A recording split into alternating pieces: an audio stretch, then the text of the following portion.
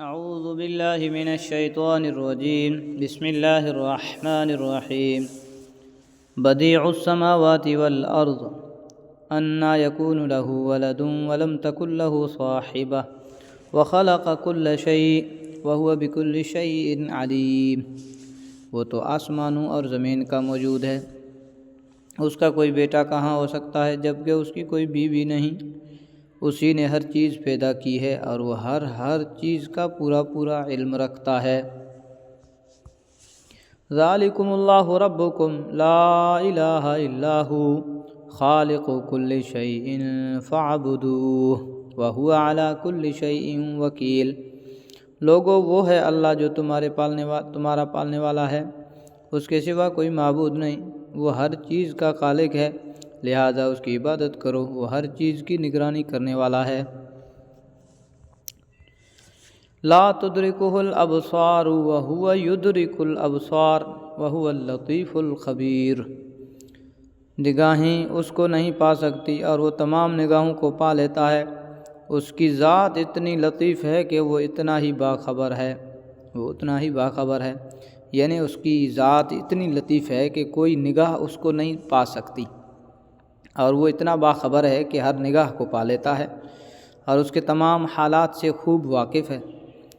اس جملے کی یہ تفسیر علامہ آلوسی رحمۃ اللہ علیہ نے متعدد مفسرین سے نقل کی ہے، اور سیاق و سباق کے لحاظ سے نہایت مناسب ہے۔ یہاں یہ واضح رہے کہ لطافت بھی عام بول چال میں جسم ہی کی صفت ہوتی ہے، جبکہ اللہ تعالیٰ جسم سے پاک ہے، لیکن لطافت کا اعلیٰ ترین درجہ وہ ہے جو جسمیت کی ہر شائبہ سے ماورا ہو۔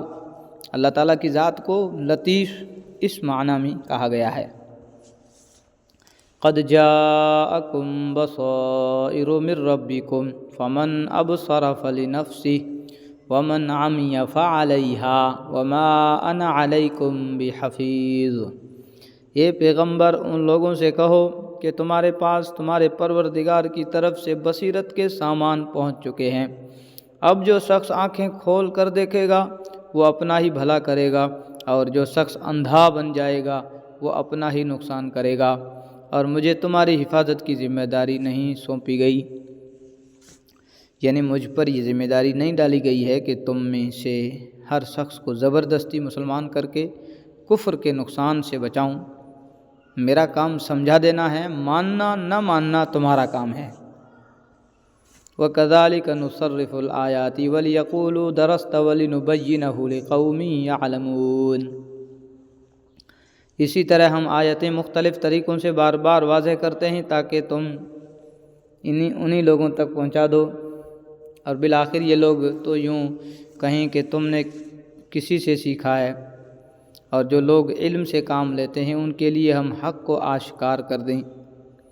ہٹ دھرم قسم کے کافروں کو بھی یہ کہتے ہوئے شرم آتی تھی کہ یہ کلام خود حضرت صلی اللہ علیہ وسلم نے گھڑ لیا ہے، کیونکہ وہ آپ کے اسلوب سے اچھی طرح واقف تھے اور یہ بھی جانتے تھے کہ آپ امی ہیں اور کسی کتاب سے خود پڑھ کر یہ کلام نہیں بنا سکتے، لہذا وہ قرآن کریم کے بارے میں یہ کہا کرتے تھے کہ حضرت صلی اللہ علیہ وسلم نے یہ کلام کسی سے سیکھا ہے، اور اسے اللہ کا کلام قرار دے کر لوگوں کے سامنے پیش کرتے ہیں، لیکن کس سے سیکھا ہے وہ بھی نہیں بتا سکتے تھے۔ کبھی کبھی وہ ایک لوہار کا نام لیتے تھے جس کی تردید سورہ نحل میں آنے والی ہے۔ اتبع ما اوحی الیک من ربک لا الہ الا ہو واعرض عن المشرکین۔ اے پیغمبر تم پر تمہارے پروردگار کی طرف سے جو وحی بھیجی گئی ہے تم اس کی پیروی کرو، اس کے سوا کوئی معبود نہیں، اور جو لوگ اللہ کے ساتھ شرک کرتے ہیں ان سے بے پرواہ ہو جاؤ۔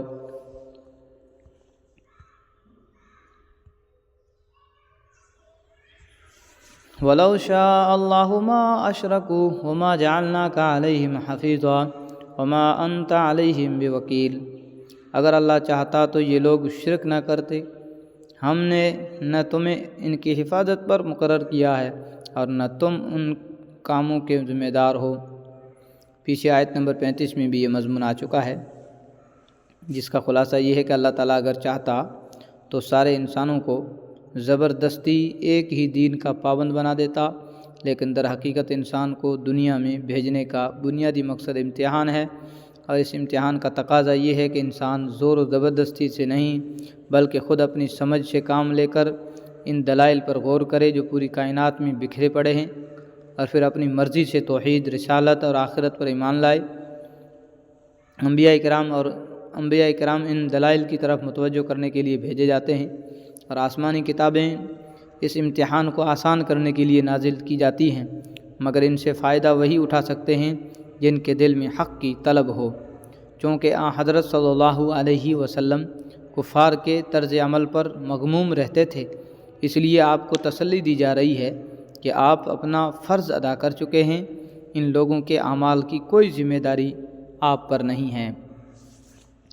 وَلَا تَسُبُّوا الَّذِينَ يَدْعُونَ مِن دُونِ اللَّهِ فَيَسُبُّوا اللَّهَ عَدْوًا بِغَيْرِ عِلْمٍ كَذَلِكَ زَيَّنَّا لِكُلِّ أُمَّةٍ عَمَلَهُمْ ثُمَّ إِلَىٰ رَبِّهِمْ مَرْجِعُهُمْ فَيُنَبِّئُهُم بِمَا كَانُوا يَعْمَلُونَ۔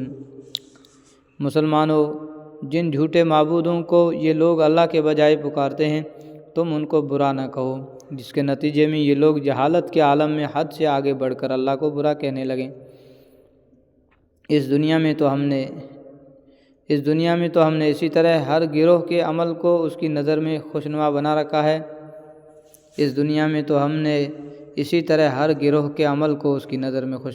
رکھا ہے۔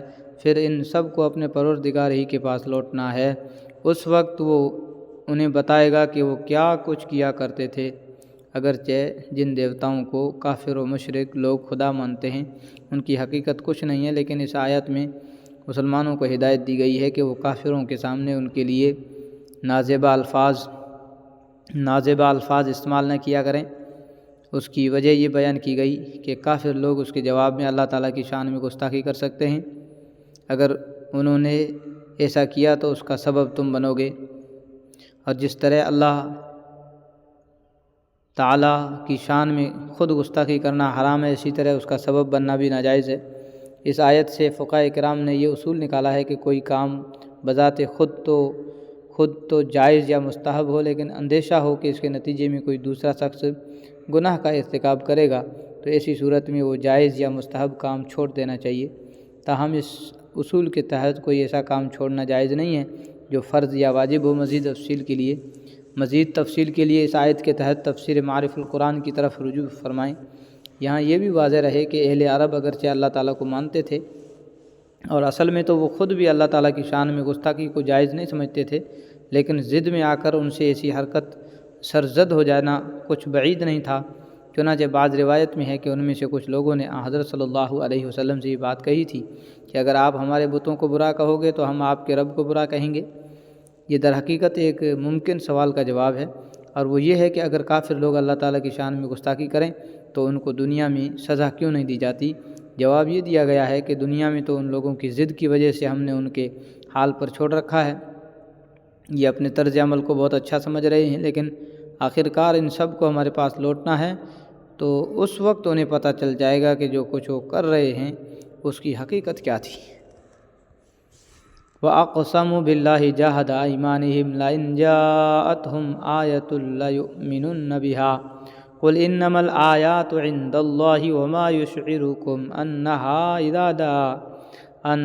إِذَا جَاءَتْ لَا يُؤْمِنُونَ۔ اور ان لوگوں نے بڑی زوردار قسمیں کھائی ہے کہ اگر ان کے پاس واقعی کوئی نشانی یعنی ان کا مطلوب معجزہ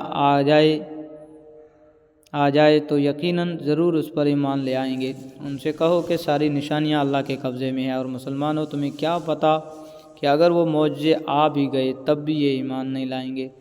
تشریح کے لیے اسی صورت کی آیت نمبر 35 کا حاشیہ ملاحظہ فرمائیں۔